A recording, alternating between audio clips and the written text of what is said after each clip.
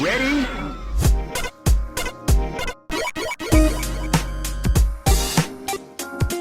Hello and welcome to Rhythm and Pixels, a video game music podcast, episode 19-4.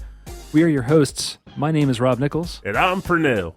Every week we hang out and listen to great video game music of all consoles and all generations. And from what we've recently learned, we are the old generation. We're talking Pepsi before they changed the logo. We're talking Coke when it still was unsanitary. Generation Next. That's us. So, like, if you want to, like, if you need the hip new news, if you want a podcast that's gonna get political, like. If you want a podcast that talks about what it's like to walk up and down snowy covered hills while eating M&Ms and drinking flat sodas, we're not that show because we're still friggin' awesome. No, and if you want an awesome podcast with a bunch of comedians getting drunk and getting high, that's also not this show. Also not this show. We're drinking tea. Rob's got pamplemousse. Pamplemousse LaCroix. The most pretentious flavor of the beverage. You're like the most pretentious flavor. It really is. It's grapefruit. They call it pamplemousse. Quiet you. I still like the stuff. I just like teasing about that specific name. That's good. As I take that opportunity to drink. Anyway, so every month we do a special episode that is live streamed for our Patreon subscribers. So if you would like to support our show, it's patreon.com/rhythmandpixels. It's all one word. And there you get access to these shows. And so you can hang out in the chat and you can joke with us. Usually we spend about 10, 15, sometimes 30 minutes before the show, answering questions and joking and just being goofy, telling stories, just kind of catching up. Sometimes we haven't seen each other over the course of a week, but or in this case, sometimes we're just hanging out anyway, and you come over for dinner. And that is true. I did come over last Friday, but prior to that, we hadn't hung out in like almost 2 weeks. Yeah, because it was the live show. We did the live show that Saturday, and I have to say, I was really pleasantly surprised with how the record came out. The quality was really good. It was a really good time. Oh yeah, it was. That odd random Disney conversation. I was very pleased with that just happened. I know. I forgot about that. And we had some special guests from other podcasts come up on the show and play some games with us. I have a game for you tonight, Pernell. And the stream can play along too. I hope you like it. I really hope it's Mega Man X9. It's not out yet, but you could surprise me. It's gonna be Mega Man X9 for now. It's just for you. I've been working on it. Oh boy, I'm so glad. But also the streamed episodes, we also focus on listener chose music for now. Music chosen by the listeners. Did that come out right? Sounds like you're the one who needs the caffeinated soda or beverage, but yes, it did. It's all right. I'll get there. I'll totally get there. But let's do a quick catch up because again, the last episode was a live recording, so we didn't talk about normal stuff like we typically do at the top of a show. Okay, all right. Tell me, what have you been playing this week? Like what one or two games have stuck out to you? Because I know you play a lot of games. I actually have one of them here that I may end up playing during the show because I've become obsessed with it. That's called Forager. Forager, it is pretty much like the best click game that has ever come out because it's a clicking game, but it feels like an actual game. So a clicker game is where you're just getting progress, but typically it's you're watching progress bars go, right? Yeah, a lot of progress bars, but in this case, it's a game think like Harvest Moon or like Stardew Valley, where you're just constantly doing things to get your machine running. To get money, to buy land, to get trees, to build things, and you're just constantly doing it. And it feels really good to do, man. Like, really good to do. It's fantastic. It's fantastic. All right. What else was that? That's on the Switch? And I have it on the Switch, but I think it's on Steam and a couple other consoles as well. So what else have you got going on? Of course, Bloodstained, though I've been real slow about it. I never got a chance to actually play it. The night I was going to download and play it, my cat knocked over my router, unplugged the thing, and it actually set my router back to factory. Oh. And then I spent the evening trying to set it back up again because what I have in my office is a little funky. And this week's been really nice too. Like I'm doing a review of Wolfenstein. I'm putting it out next week. Oh, okay, yeah. And I ended up getting 2 codes for it.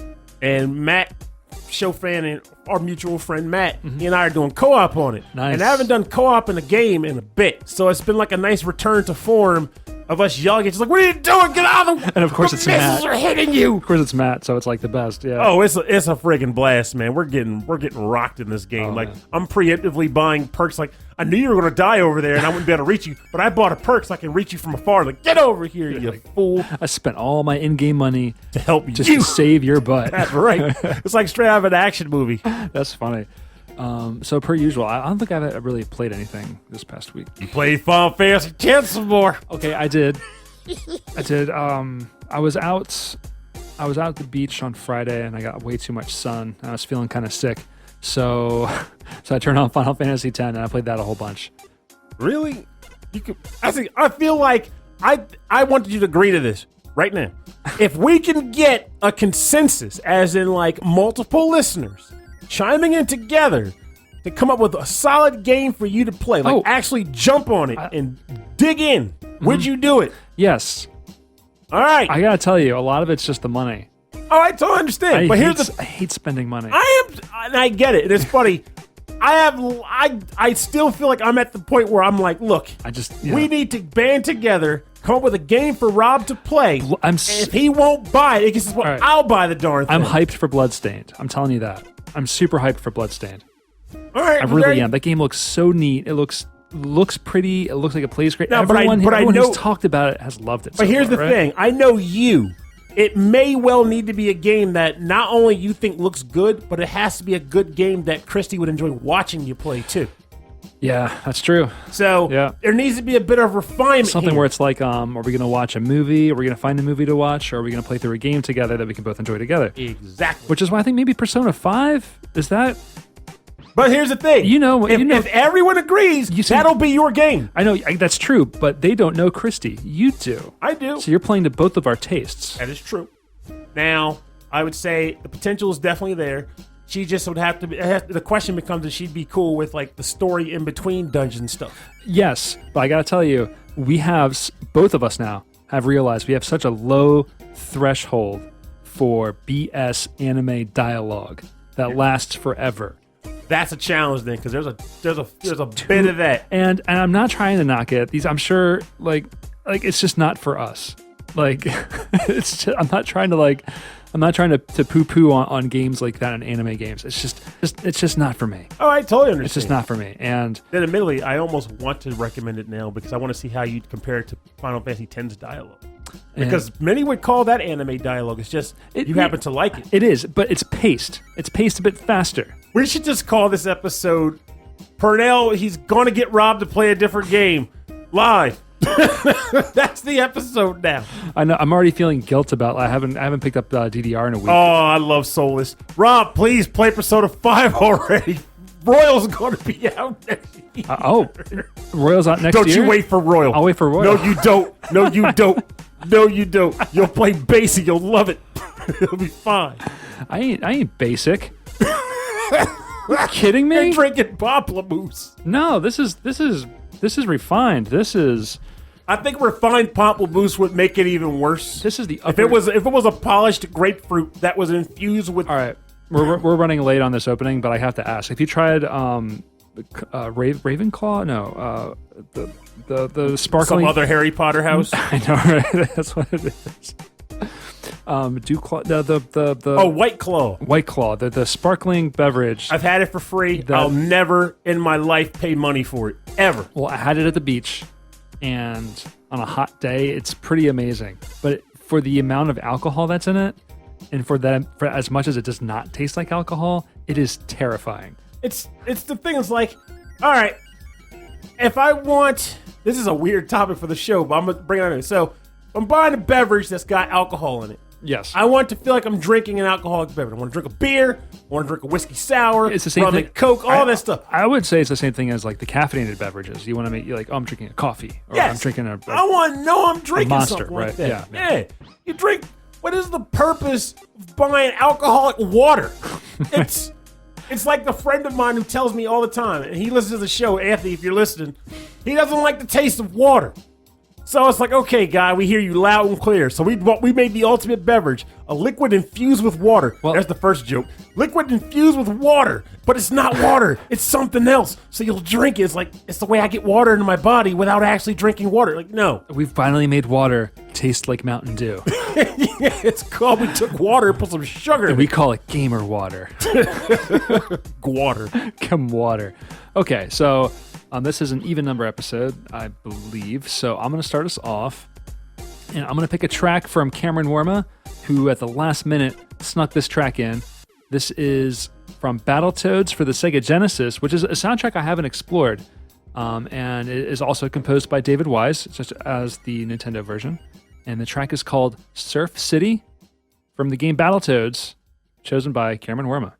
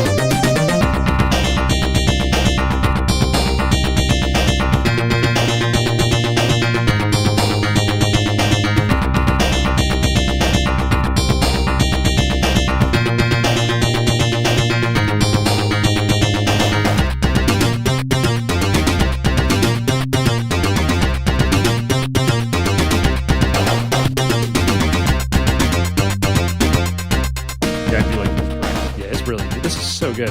This is Surf City from Battletoads for the Sega Genesis, composed by David Wise, and this is picked by Cameron Worma.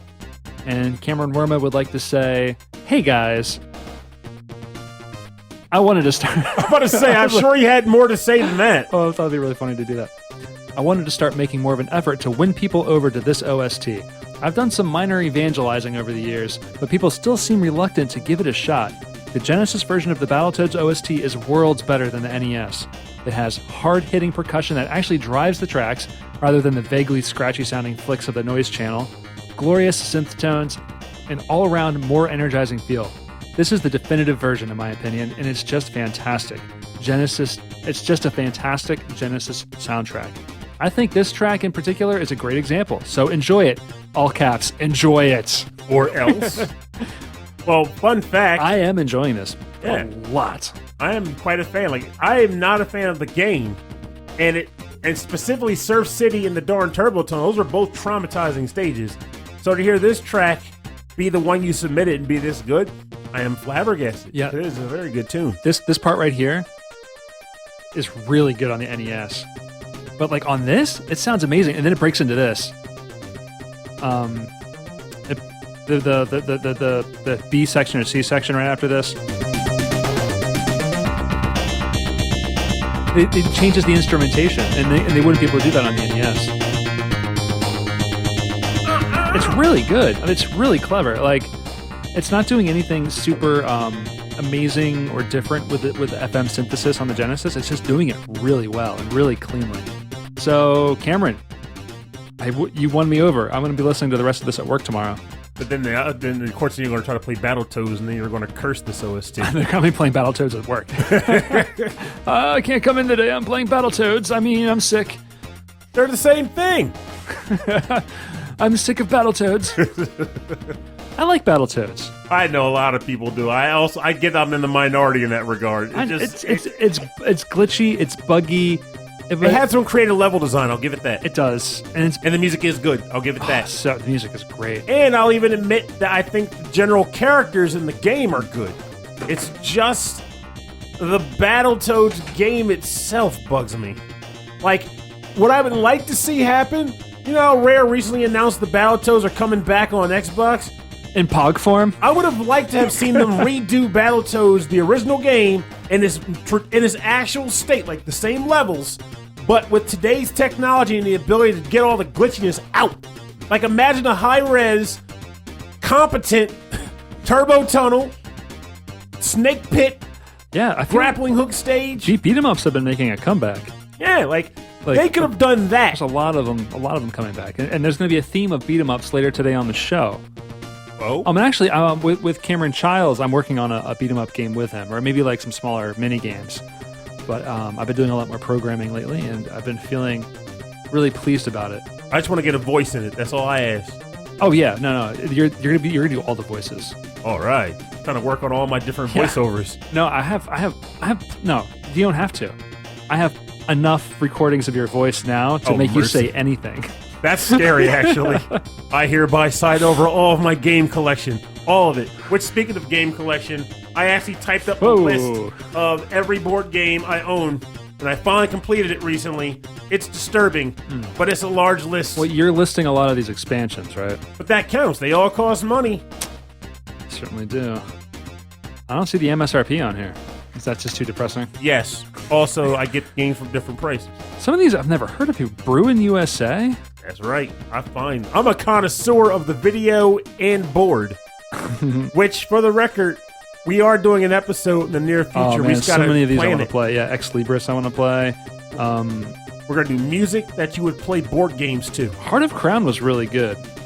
How to Serve Man was an okay. Let's not go nuts. We'll save these for when we talk about the episode. Oh my goodness. All right, anyway, yeah. It's just like I like board games. All right, let's turn this track over to Pernell.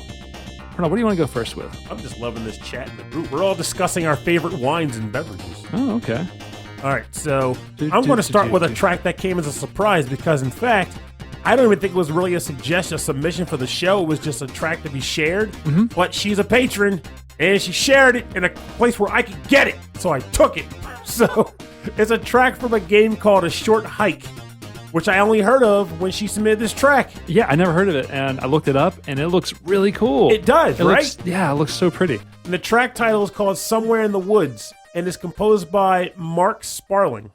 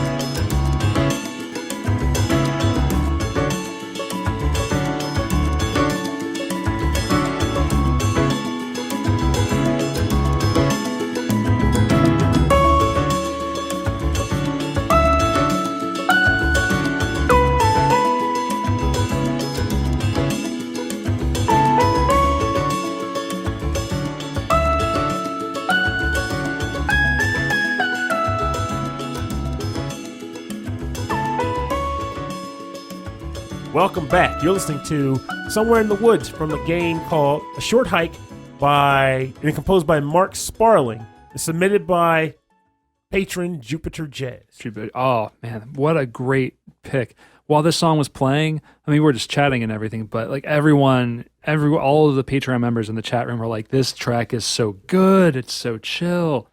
This is a jam. Like I was rocking this at work. I love the guitar in the beginning, but then I love that there's like a little like synthesizer like lead that's got these little pitch bends in it, but they're like kind of subtle. They blend in with the piano. Oh, it's amazing. And honestly, I looked up the game, and I'm probably going to try to grab it because it's apparently not expensive, very short, and in addition, like I said, we both agree. It looks really nice, super colorful. Like it looks 3D, like it's built in 3D, but it's got some kind of filter, or it's built in with voxels that it looks like pixely. Like old school pixely, but it's definitely a 3D world. You're a bird going on a hike. And you're just hiking through the woods, and you're visiting little people and villages, and you're going through the mountains, and you're just a cool bird. I like it. I like the look of it, I like the concept of it. I want to experience it. And if I can fit it into my crazy schedule of games, I will do it. And you know I'll do it. When was the last time you took a hike or took a walk out in nature? Believe it or not, at the board game conference, because it was up in the mountains. Yeah, tell me about that. Tell me about like when you were outside of the board game conference. So when I wasn't at the board game conference, I have a penchant for just wanting to explore my surroundings. I'm a weird guy like that, like this, be a part of nature. Though at the same time, I also have my typical, let's just call it, black fears of being out in the woods at night in an area that I'm not familiar with and having a guy with a machete come after me. The normal stuff. In the mountains of Pennsylvania. You know what I'm talking about. Yeah. Scary place sometimes. So I couldn't get fully relaxed or immersed, but I still took my time, went for a nice solid walk, and just kind of take the environment in. The air just feels better up there even. Oh my gosh, yeah, totally. And like at one point, and we don't live like in a big city, but when you get out there, it makes a big difference. It really does. Yeah. And I'm that oddball of all my friends that were up there, where like they're all like rushing to get to their different game tournaments and things of that nature. And my fool self went out, grabbed a chair, and set it up on the balcony, and just stared at the trees for like an hour. just took it all in, like just where I was at. And the fact that there was no noise around me. I could sit there and hear nothing but trees, wind blowing, birds having arguments. I love the birds having arguments. I was having a great time. I loved it. I feel like for all the stuff, all the things we have, all the toys and games and TV and music and food, all that, sometimes it's just about going away from everything and just recommuning with nature and just feeling that sense of life again, like just knowing, Yes. Sometimes it's not about stuff; it's about just being. Yeah, I'm getting really back into distance running because I'm doing a race, but it's a shorter distance from what I've done in the past. But I'm going further anyway, just because it's the summertime, and I really like being outside. Mm-hmm. And we work in offices, and then we have hobbies that are indoors, so I don't always take the time to get outside and do that. And I really appreciate that. So last week, my sister was down from Pittsburgh, and she came to visit with her boyfriend at the beach. Down the beaches down here, on it's called the Broadkill River. Okay. Outside of Milton. Yes. Or it's in Milton, and we rented kayaks, and we just got on the water, and it was just beautiful. It was a beautiful day. The water was kind of gross, but it was really, really pretty. Have you ever seen the blue heron birds around here? Yeah. Like, they're enormous with huge wingspans. I'm not sure if I've seen blue herons, or I probably have, but didn't know that's what they were called. But I have seen like birds that I would not have expected to have seen hanging out near water near my house, actually. Yeah, around there and around the Brandywine River, I've seen them, like, but only really early in the morning because they get spooked really easily. Mm-hmm. But down there, they don't care about people. They just hang out. And I saw at least 5 of them. Because as we would kayak by, you'd watch them playing poker. No, we could see the fish. We were spooking the fish away from us towards the blue heron. Oh, and the blue heron was just going poop, popping down, picking up some fish. So they were enjoying the assist. Yeah, it was amazing. It was so cool. And a lot of turtles. A lot of like little box turtles were like hanging out and sunning themselves, and like they would just like see us like float by, and they're like, "Hey, buddy," and I'm like, and every time we walk by, my sister would be like, "Hey, turtle." Buddy turtles. So much fun. Oh, and then we got lunch, and then we went to Lewis Beach, which I've never been to, and that is the chillest beach because there's like no parking, and also no vendors. There's no vendors. There's no boardwalk. So it's just a super narrow beach with hardly anybody on it, and like almost no waves because it's like on a cove. And it was just like, oh my God, we've got this whole place to ourselves, and it's a Friday. Just relax on the sand. I've never done that before. It was just beautiful. It felt like I was on a resort. This song sounds like a resort. Yeah, well, you are up in the mountains. Oh, okay. So and you're a bird. This part right here. Hear that? The whoop, whoop. I think that's a straw. Like a drinking straw? Yeah, like a drinking straw. You never like you push like a straw in and out of a cup. Oh, all right, it makes the sounds. If it is, I gotta say they went quite a ways on that. Guys, I'm really proud of that sound I just made. Yeah. Rob's like best accomplishment of 2019. I configured an Office ROM networking system, and I made a straw-like sound with my mouth. No, today was stressful. My firewall pooped out on me today, and the whole network went down. But then you changed his diaper. Yes.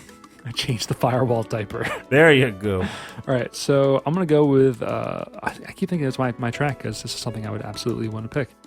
So I'm going to pick from a new patron, but an old friend of ours. Oh. And an old friend of yours, much older friend of yours. This is from Mike Myers. Oh. And I picked from the game, you didn't pick from this one, Racing Lagoon. You did. I did. Excellent. All right. So he chose a song from the game Racing Lagoon, which I've never heard of. It's on the PlayStation. It was distributed or produced by Squaresoft. Okay. I like the sound of where this is going. Yes. It's composed by Noriko Matsueda, Takahito Eguichi, and this track is called Base Point. And it was chosen by Mike Myers.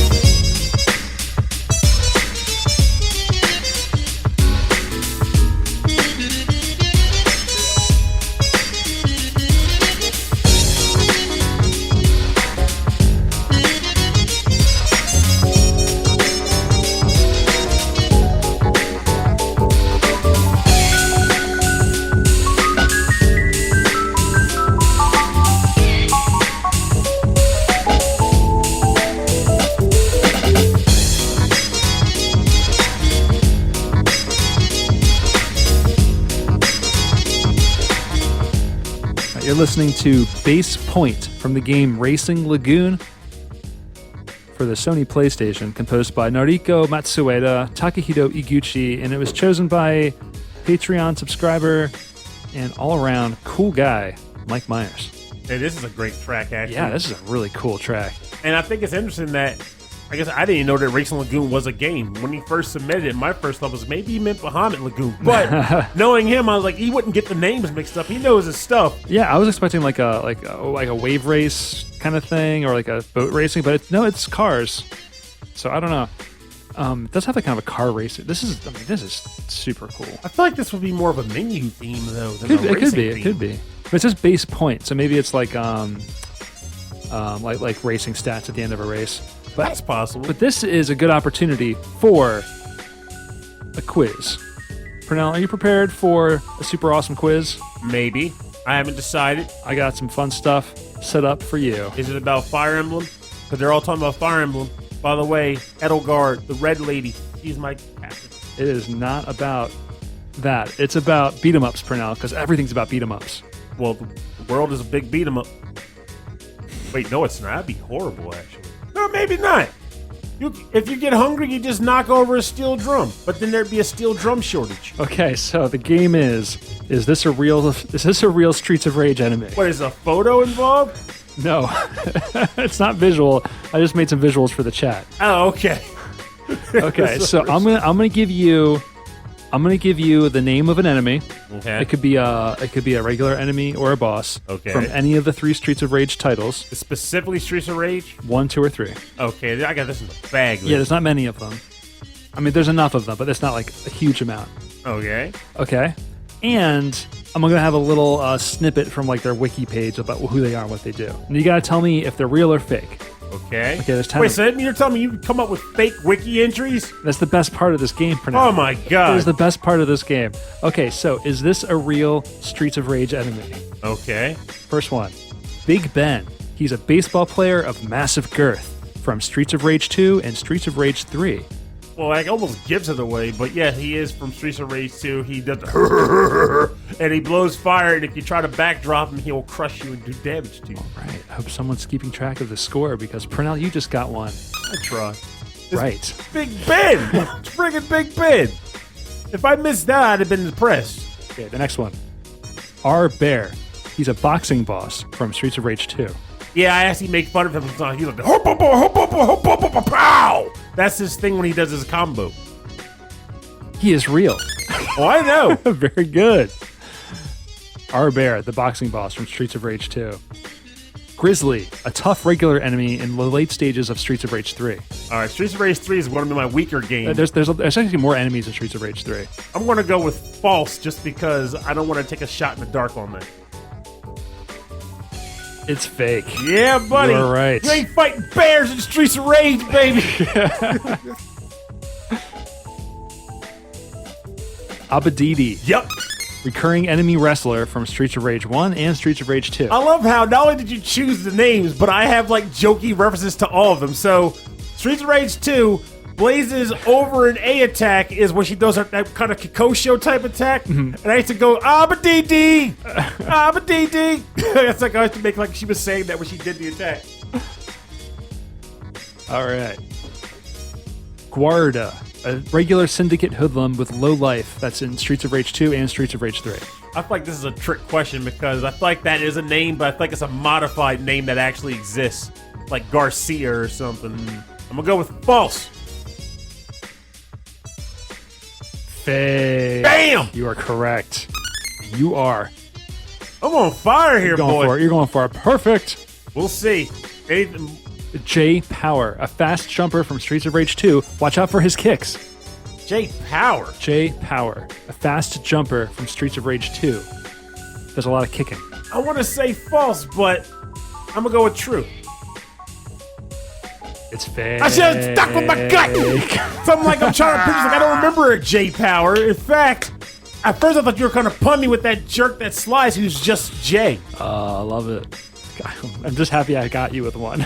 I'm mad now. That should have been a perfect score. Was that the last one? No, there's 10 of them. Oh, okay. All right, so the next one is Barbon. Okay, yeah. The disgruntled barman from Streets of Rage 2, an adept kicker. Yes, he is 100% true. Real. He's a real deal. He's the real deal. Barbon. I love how Chris Murray got J Powers fake, but I couldn't get it. Dadgummit. And they're on delay, so it's like...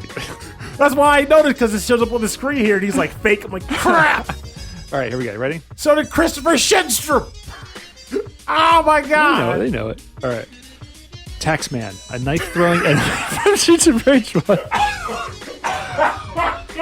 Hangs out in arcades. And he has to be false, because if he's real, that's amazing. That would be the best enemy ever. It's just a guy with a calculator. It's like working for the IRS I just thought, in an like, arcade. Taxman sounds like a Streets of Rage fighter, right? Taxman. Taxman. As you're punching a guy, like you look up and it's like, who am I fighting? Taxman. And the funny thing is, he'd be a good enemy on the game where if you leave him out longer and you beat up other enemies, he's just calculating how much he's getting out of their pockets. And if you beat him less, he's worth more money. I like that. He's like the calculator from Final Fantasy Tactics. but worse. He's here to get paid. All right, here we go. We got a couple more. The Helits. The Streets of Rage 2 mini boss in the amusement park horror house. I'll go with true on that because they had weird names. Real. Yeah, because it was those weird alien eggs. Yeah. I kind of was like, I'm kind of giving it to you, but it's just a weird name. I like the name, but I was like, there's no way that's false. 'Cause Yeah. also, that description was too accurate to the real thing in the game, too. Then I was like, I wanted to leave that in also because it was pretty cool. All right, here we go. Corona, a common female enemy from Streets of Rage 1 with a considerable amount of health. Pickle butter. Streets of Rage 1 is another weak one for me. No one plays that anymore. I know, but there were a couple female enemies. I Streets of Rage 1, though? Yeah, I get them confused with I get the enemies confused with Final Fight often. Because the most iconic female enemies in the games are the Electras, the ones that use the electric whips. They're jerks. I don't want to hold this quiz up forever, so I'm going to go with real, maybe. Ooh, fake. Pickles. I should have stuck with my gut. Yes. Corona. All right, that's it. So I missed 2 of them, and they were both jerks. 80% Purnell. 80%. I'm so upset. All right, so Purnell, what is your next track? All right. Well, let me go with the track that I know I meant to write down, but did not for some odd reason. And that is a track that was submitted by listener Soulless Sanctuary from a game that I also have quite a fondness for. Pokemon Omega Ruby and Alpha Sapphire, and it's the Zinnia battle theme. Though I do not remember the composer off the top of my head, so you'll have to fill that blank in when we come back after these messages.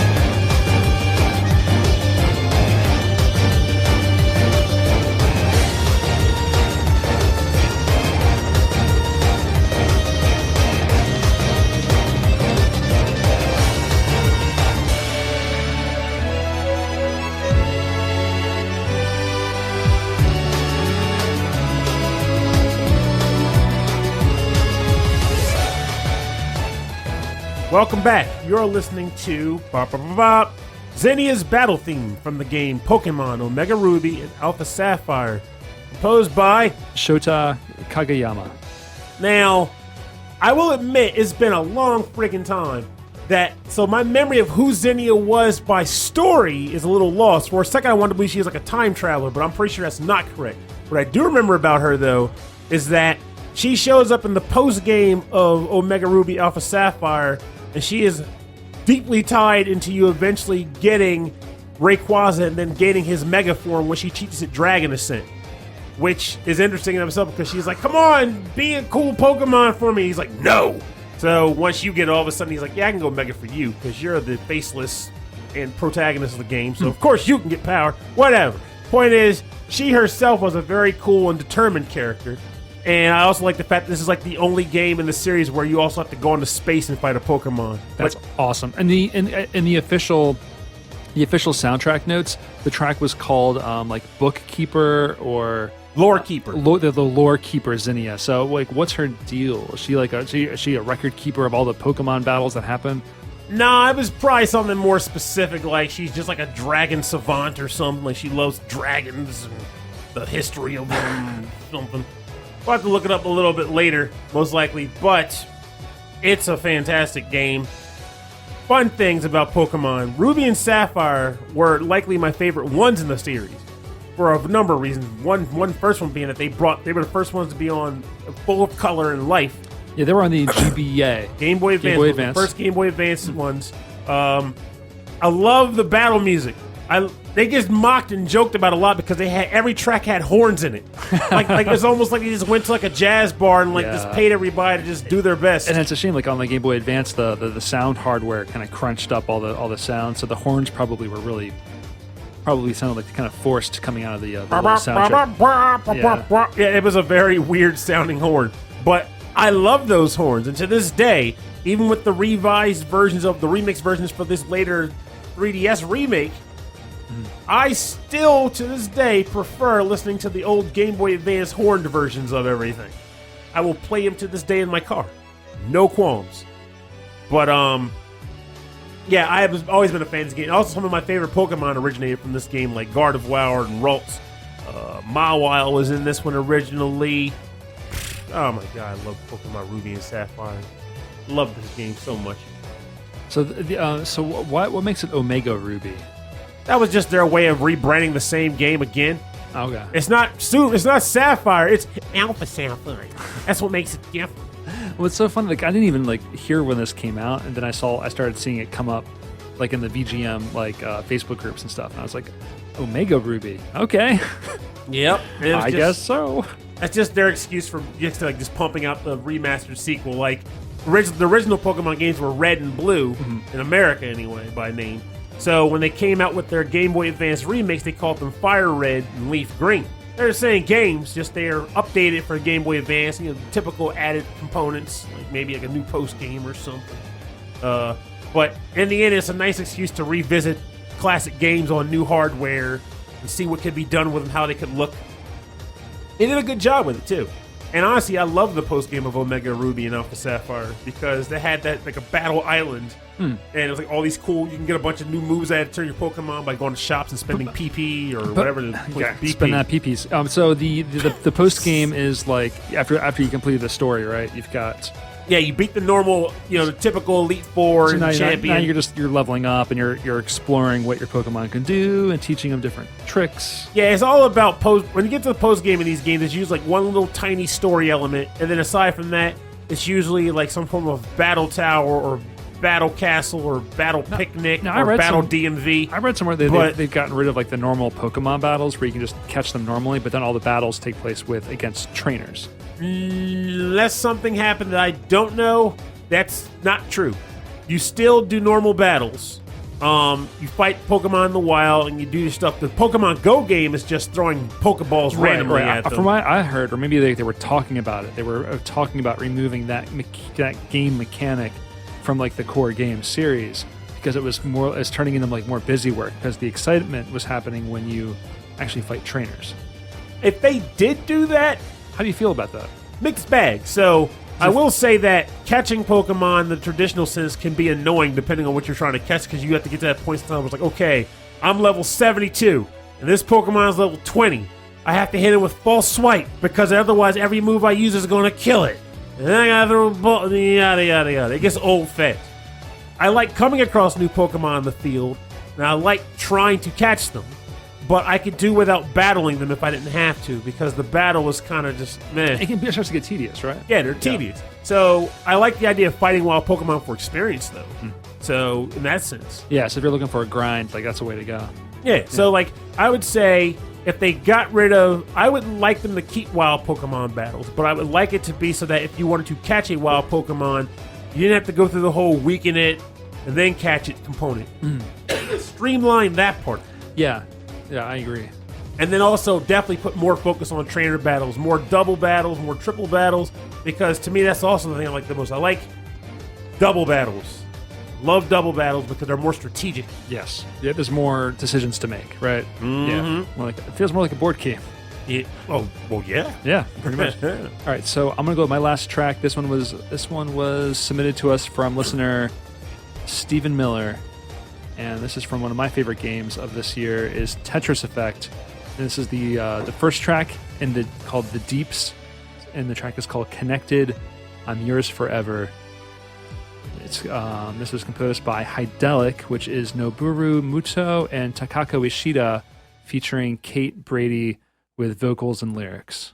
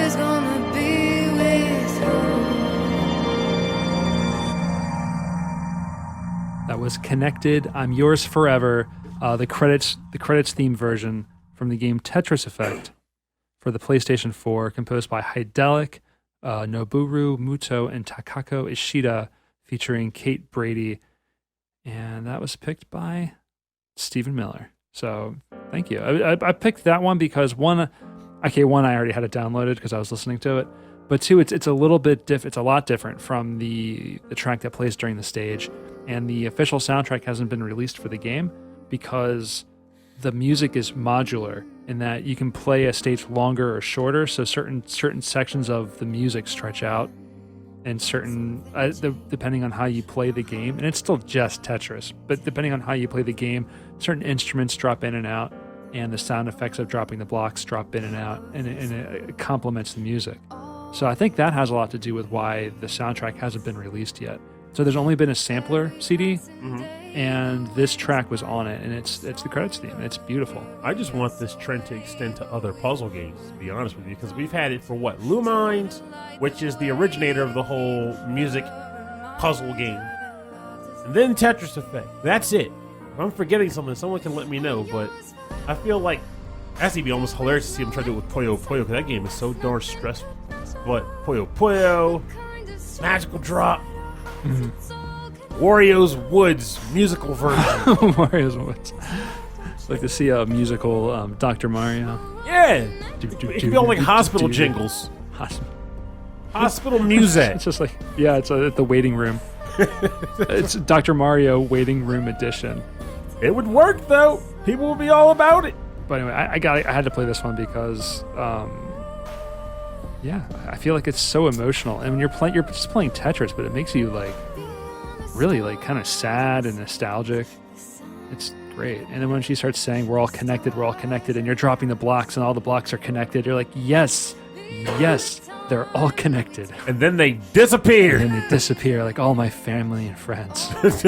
Farewell, blocks. All I play is Tetris. And nothing new. Intervention. No, that's Final Fantasy, not Tetris.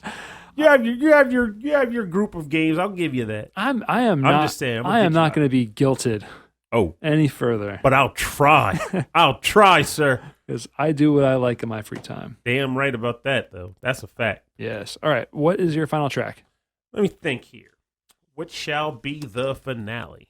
Well, I just referenced the series, so I should go with the track, too. So this track is from the game Final Fantasy XIV. Yes. Submitted by listener Wicked Sephiroth. It is the Shadowbringer. Oh, rather, let me rephrase that. It is the battle theme that was released with the Shadowbringers expansion to Final Fantasy XIV. I listened to this one. This was really good. It's a banger, man. And it's composed by Masayoshi Soken.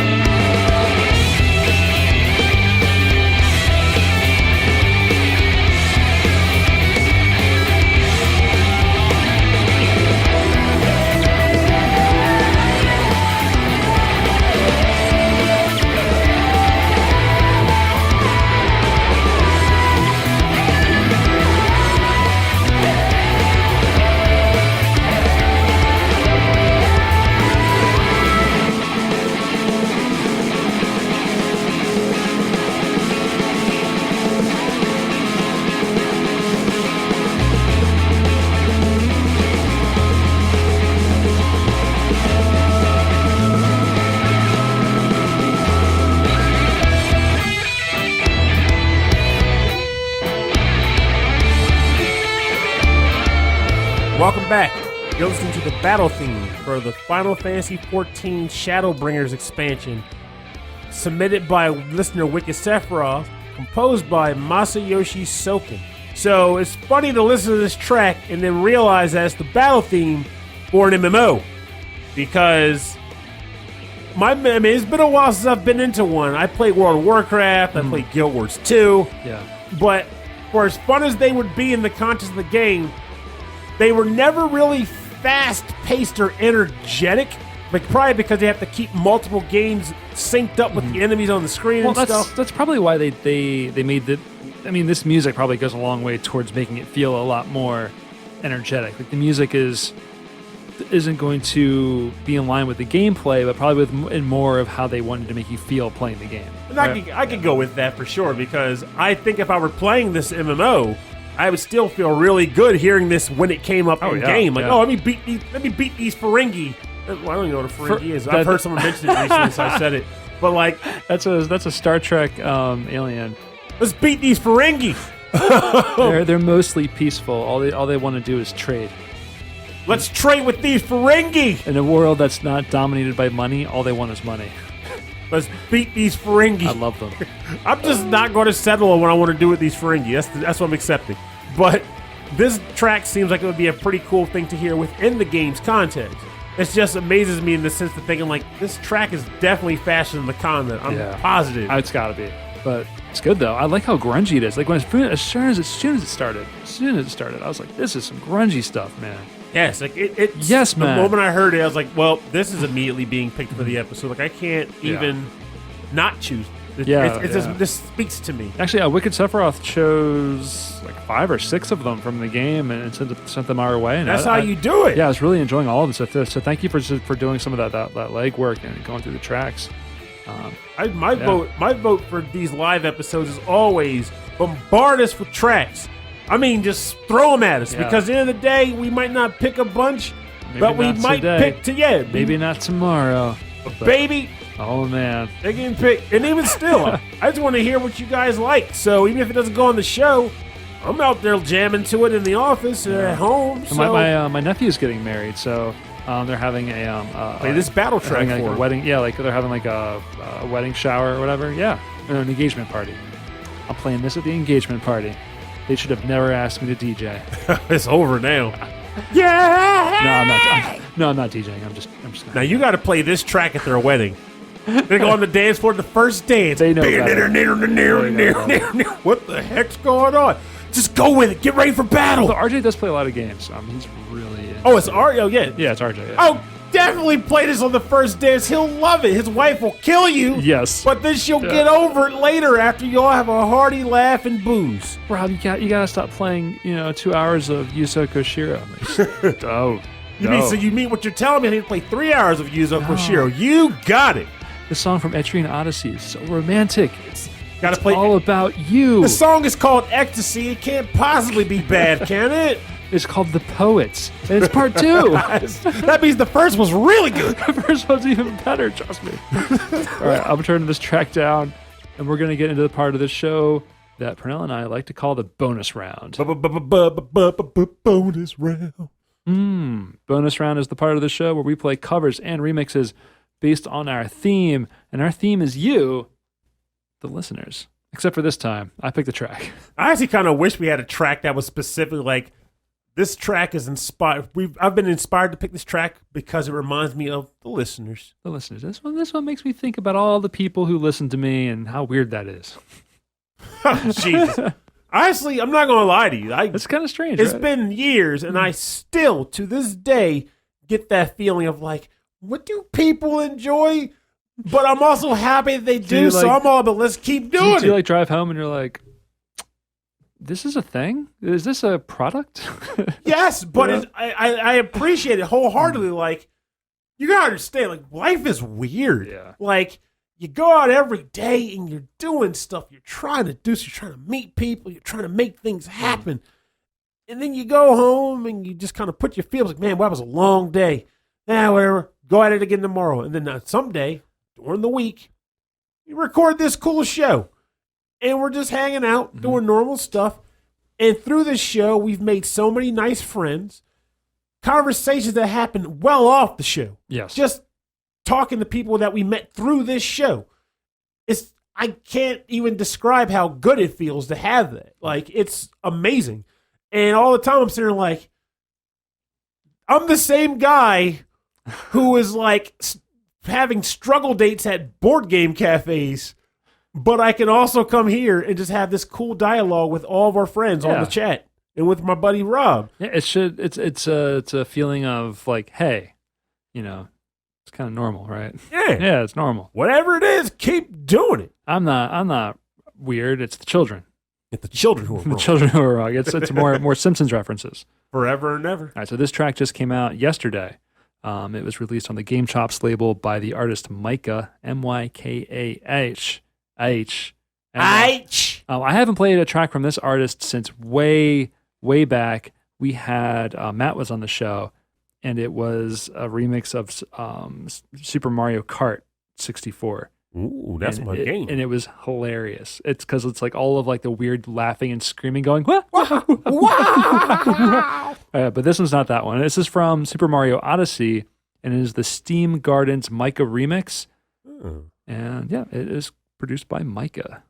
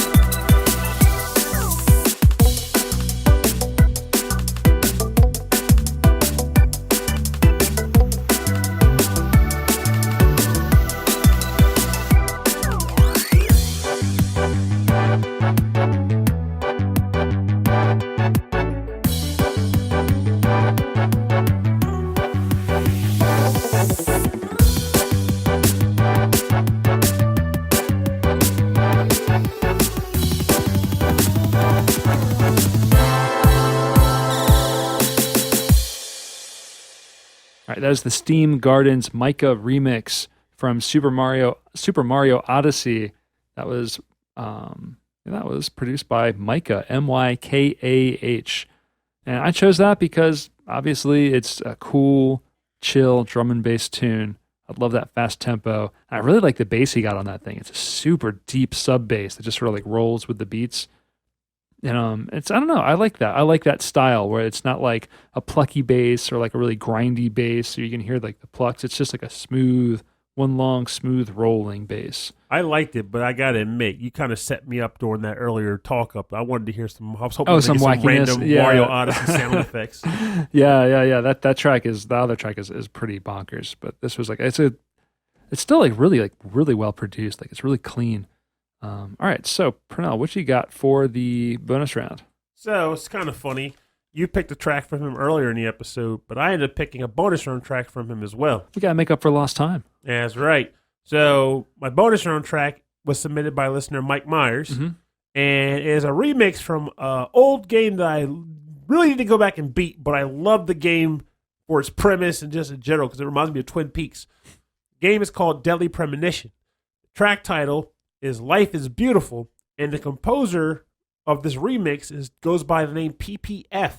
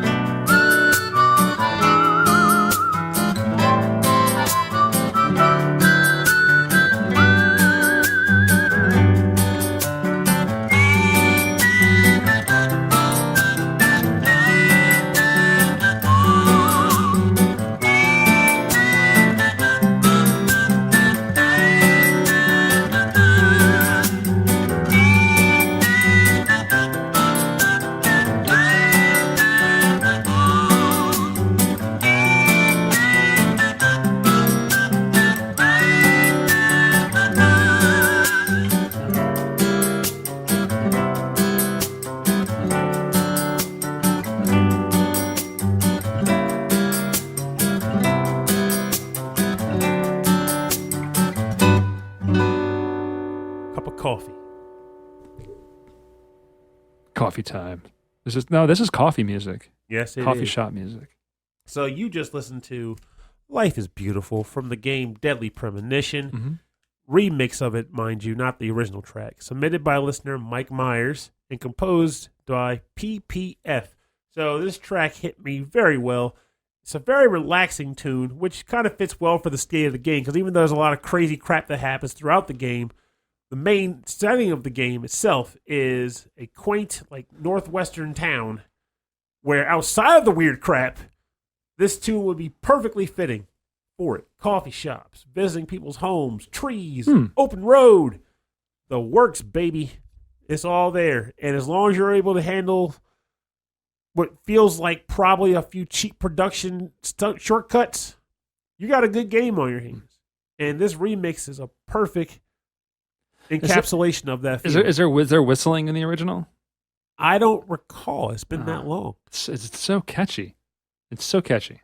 Well, honestly, like, I need to go back to their game. What was it on? What system was this? I have it on 360. On 360. But I want to say it's been a while, but I'm pretty sure it got it redone for the PS4 sometime in the last few years too. Oh, I think I have seen it listed. It might have been under the streaming service they have, PS Now. But for more information on the bonus round part of our show, you can go to rhythmandpixels.com. We'll have links to the artists' Bandcamps and SoundClouds and Spotify's, everywhere where you can download and buy the music and support the artists.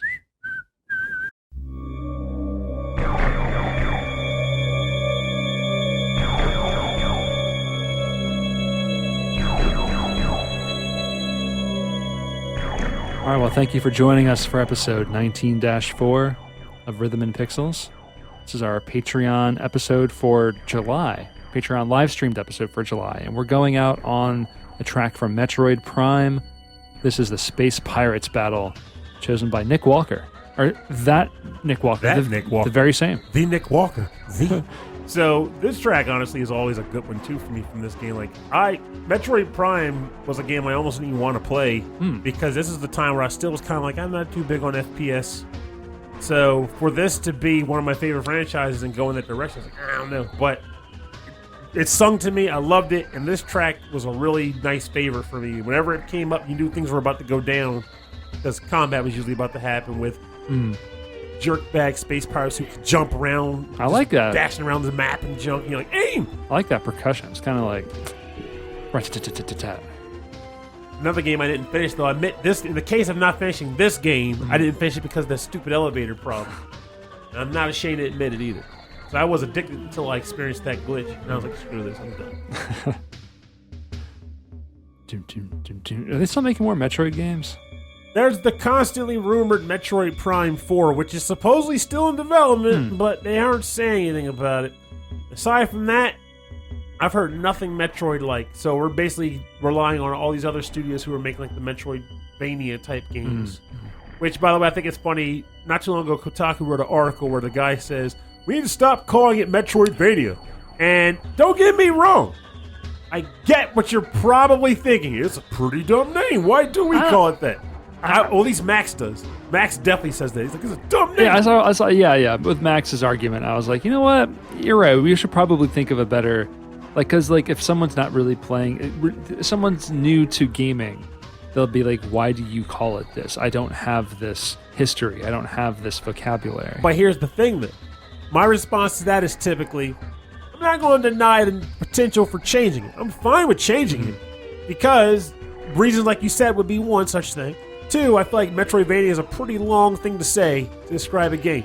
However, the reason why we still call it that is because, one, for what it is, it's a pretty accurate descriptive. And two, no one's got anything better. Well, so I could either say this.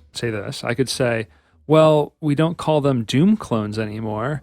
We call them first-person shooters or FPSs. But on the other hand, we still call them roguelikes or, rogue-type games. Even though no one knows what rogue... Most people don't even know what rogue is anymore. Most people don't know what rogue is anymore. And if you don't, you can go to the Internet Archive and just play it in your browser and bask in the text-based glory that is rogue. Yeah. Which is fun, honestly. I mean, when you really lay it on the table, it's like, okay, I don't want to call it Metroidvania, so what would you call it? Well, it's an adventure game, but it's also an action game. And there's upgrades in the form of equipment and stats, but not always the same capacity on both. And you start going down this whole... Yeah, it's going to be a platformer, side-scrolling, two-dimensional with a lot of exploration and upgrades.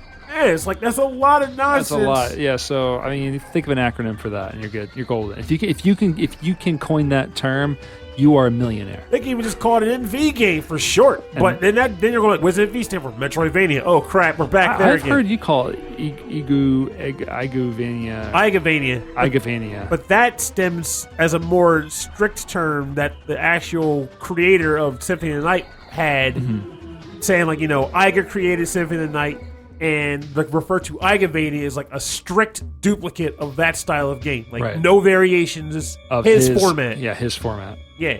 Okay. Anyway, I just wanted to dig into that a little bit.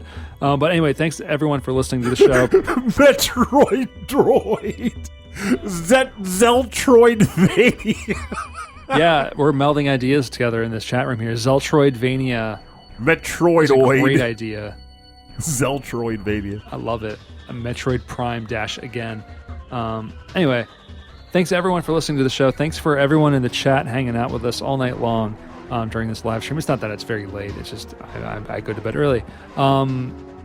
If you would like to get in contact with us, if you have any track suggestions or topic suggestions for the show, or if you just want to say hi, we love to hear from you. We always write back. We always read everything you write to us. Unless you're that spam email from God knows where, and I just keep deleting it. But if you want to send us a real email, you can send it to rhythmandpixels@hotmail.com. And if you would like to, .com. And if you'd like more information about our show, access to all the episodes, access to track listings to all the episodes, go to the website. rhythmandpixels.com. And if you go to youtube.com/rhythmandpixels, the live stream is back up. It's a little bit more streamlined. It looks cooler, I think. It looks about the same. But I've been doing little updates to it here and there. But you go to youtube.com/rhythmandpixels. You can go to facebook.com/rhythmandpixelschat. That you can talk to us there, and there's a bunch of listeners there. We have a game of the month every month that we play together. Most of us play together. Some of us play together. We talk about, but it's great. You can also go to facebook.com/VGM podcast fans. I'm assuming that's what it is. But yeah, there's a little group that VGM podcast super fan Alex Messenger has put together, and there's always a lot of great conversation going on there. Twitter, Instagram, it's Rhythm and Pixels, all one word. And if you'd like to support the show, just share it. Just click the share button. You don't have to say anything. You can tell your friends. Yeah, and it could be a random group. I don't care what group it is. It's like a group of people who are skydiving enthusiasts. And you just share an episode to it. They have an episode about sky stages. It might make for a good OST for your next jump. It's the reason we have so many varied topics, is so that we can fit in everywhere. So, I'm trying to come up with the soundtrack for my next bar mitzvah. What do we got? Well, they did a bar mitzvah episode on Rhythm and Pixels. I think you should just take that and just slap it on. It's a whole episode of coming to age. Yeah, Becoming men. I'm looking at, That's the episode name, the one where we become men. Men. So yeah, if you'd like to support us in other ways and get access to all of these goofy live streams, go to patreon.com/rhythmandpixels. And at the end of every episode, we also like to thank every one of you. So I want to thank That Nick Walker, Mike Myers, Steve Miller, The Autistic Gamer 89, Cameron Worma, Christopher Senstrom, Damian Beckles, Bobby Arson from One Up Funk. Check out One Up Funk on Instagram. Wicked Sephiroth, OK, Impala, Carlito from the Heroes 3 podcast, Michael Bridgewater from the Forever Sound Version podcast, which he hasn't had a new episode in a while, but I'm going to keep repping it. Keep plugging it I'm because those episodes anyway. are still out there. They're still out there, and they're still really good. Better believe it. He's an amazing podcaster. Brian Pitt, Morton Gangso, Chris Murray. I love, by the way, how a lot of people have coined that. Murray. Like people talk like Chris Murray. I'm going to meet your whole family. I'm going to call them all Murray.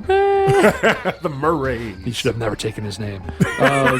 The Last Weekend, Jupiter Jazz, Solus Sanctuary, Joe Vasallo, Chris Steenerson, Alex the Messenger, and David Smith. Thank you all so much. I kind of missed the days when you got his name wrong. It just had a certain je ne sais quoi. It took me like 2 months to get it right. But when you did, baby, it's stuck. It's stuck. Anyway, thank you all so much for your continued support of the show. It means a whole heck of a lot to us. Mike made it at the very end. Mike. Hey, how you doing? Welcome aboard, sir. Well, thanks for all listening to the Rhythm and Pixels. My name is Rob Nichols. And I'm Perdell. Thank you, and have a good night. Have a safe week. And remember, oh dear Lord. Well, the random thing I want to say is Metroidvania is a very accurate way to describe that genre. It's just a weird long word. Yeah. But also, socializing is really difficult. Really difficult. But it's worth pushing for as hard as you can, despite all the robots that want to pop up in front of you, simply because when you make that one solid connection, whether it be just someone you want to play ping pong with, or eat scones once a week, or talk about your favorite TV show, it's still a solid connection. It's worth having that contact. I mean, and the only way you're going to make those contacts is by putting yourself out there constantly and consistently. But, oh, God, it can be a pain in the butt. I'm acknowledging it. But we got to keep at it. And, hey, you want to talk trials and tribulations, your boys over at RMP are all about that chat. Your boys at RMP? Oh, stop it. Sorry. What's poppin', Rob? I'll be quiet. Oh, mercy. I'll be so glad when this illness is gone. But have a good night, guys, and thank you for hanging out.